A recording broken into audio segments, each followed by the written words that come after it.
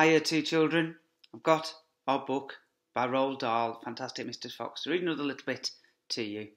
I'm in the nest today. It's a bit brighter, although it's cold and a little bit snowy outside. Hope you managed to get some time to go out in the cold and snow. Maybe make a snowman, although I don't think it'd be very big, would it? You remember we got up to chapter 4. We'd met Fantastic Mr Fox and his family and his fox cubs too. And the 3 farmers who weren't very nice. Do you remember what they were called? Farmer Boggis and Bunce and Bean, weren't they? Boggis was a chicken farmer. Bunce was a duck and goose farmer. And Bean was a turkey and a cider farmer. All he did was drink cider, which didn't sound very good at all. And they'd stood outside Mr Fox's den with their guns. Do you remember what they blasted off? They didn't get Mr Fox, did they? Not in the chest, but they took part of him. That's right, they got his tail. And now what have they decided to do? Well, chapter 4 explains it all. The terrible shovels. Down in the hole, Mrs Fox was tenderly licking the stump of Mr Fox's tail to stop it from bleeding. "It was the finest tail for miles around," she said between licks. "It hurts," said Mr Fox. "I know it does, sweetheart, but it'll soon get better." "And it'll soon grow again, Dad," said one of the small foxes. "It'll never grow again," said Mr Fox. "I shall be tailless for the rest of my life." And he looked very glum.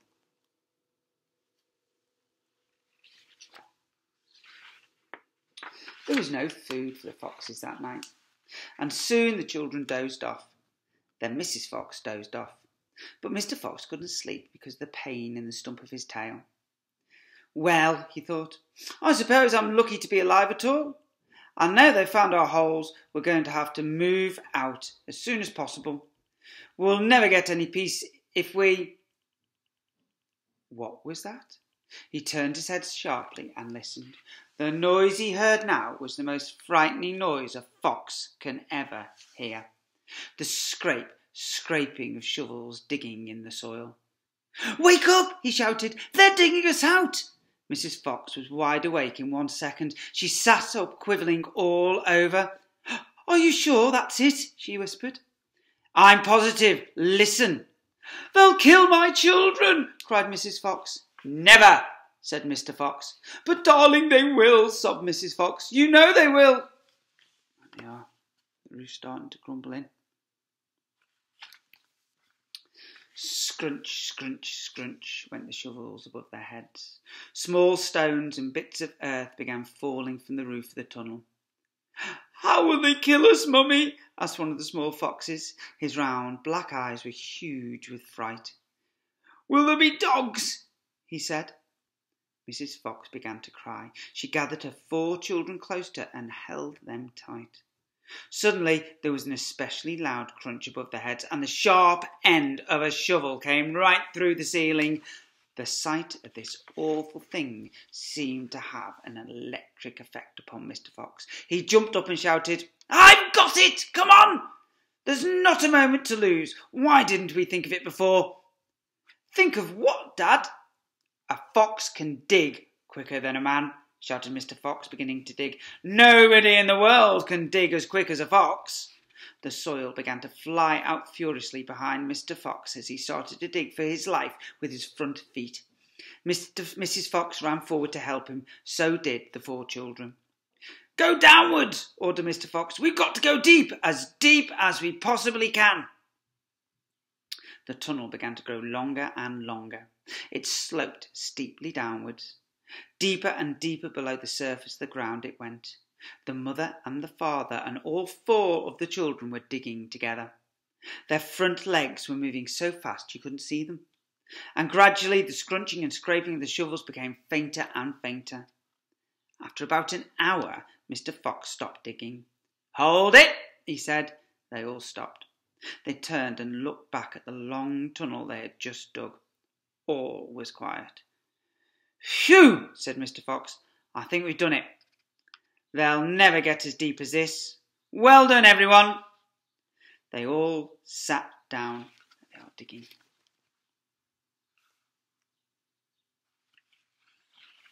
Panting for breath, And Mrs Fox said to her children, "I should like you to know that if it wasn't for your father, we should all be dead by now. Your father is a fantastic fox."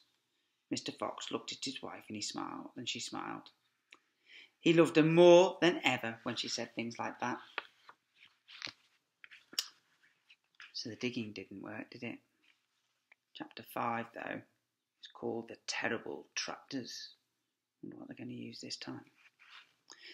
As the sun rose the next morning, Boggis and Bunce and Bean were still digging.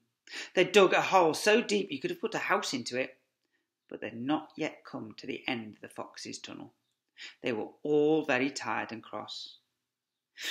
"Dang and blast," said Boggis. "Whose rotten idea was this?"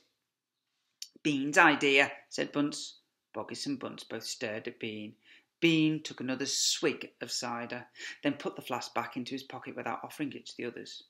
"Listen," he said angrily. "I want that fox. I'm going to get that fox. I'm not giving in till I've strung him up over my front porch, dead as a dumpling." "We can't get him for digging, that's for sure," said the fat Boggis. "I've had enough of digging." Bunce, the little pot-bellied dwarf, looked up at Bean and said, "Have you got any more stupid ideas, then?" "What?" said Bean. "I can't hear you." Bean never took a bath. He never even washed, and as a result his ear holes were clogged with all kinds of muck and wax, and bits of chewing gum and dead flies and stuff like that. This made him deaf. "Speak louder," he said to Bunce, and Bunce shouted back, "Got any more stupid ideas?" Bean rubbed the back of his neck with a dirty finger. He had a boil coming there and it itched. "What we need on this job," he said, "is machines, mechanical shovels. We'll have him out in 5 minutes with mechanical shovels." This was a pretty good idea, and the other two had to admit it. "All right then," Bean said, taking charge. "Boggis, you stay here and see the fox doesn't escape. Bunce and I'll go and fetch our machinery. If he tries to get out, shoot him quick."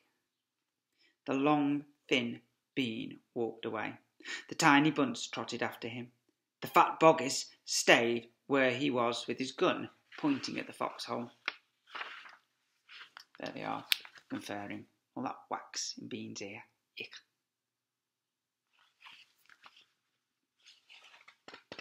Soon, 2 enormous caterpillar tractors with mechanical shovels on their front ends came clanking into the wood.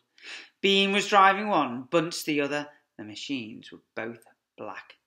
They were murderous, brutal-looking monsters. "Here we go then," shouted Bean. "Death to the fox," shouted Bunce.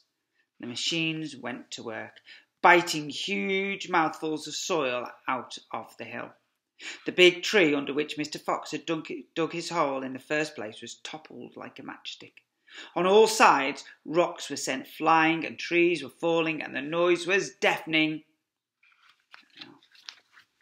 Digging it all up with their machines. Mechanical diggers. Down in the tunnel, the foxes crouched, listening to the terrible clanging and bashing overhead. "What's happening, Dad?" cried the small foxes. "What are they doing?" Mr Fox didn't know what was happening or what they were doing. "It's an earthquake!" cried Mrs Fox. "Look," said one of the foxes, "our tunnel's got shorter. I can see daylight." They all looked round, and yes, the mouth of the tunnel was only a few feet away from them now, and in the circle of daylight beyond they could see the 2 huge black tractors almost on top of them. "Tractors!" shouted Mr Fox, "and mechanical shovels! Dig for your lives! Dig, dig, dig!" Wonder who's going to win that race between the mechanical shovel and the foxes. I think we'll find that out next time. It's Friday today, so the next time is going to actually be Monday, Year 2 children. But we are up to Chapter 6, and it is a race, because it's called The Race. Hope you've been concentrating on your learning plans and doing all the work your teachers have set. I know there's more timetables next week for you to work to. Make sure you do that with your mums and dads, and the teachers might be talking to you as well.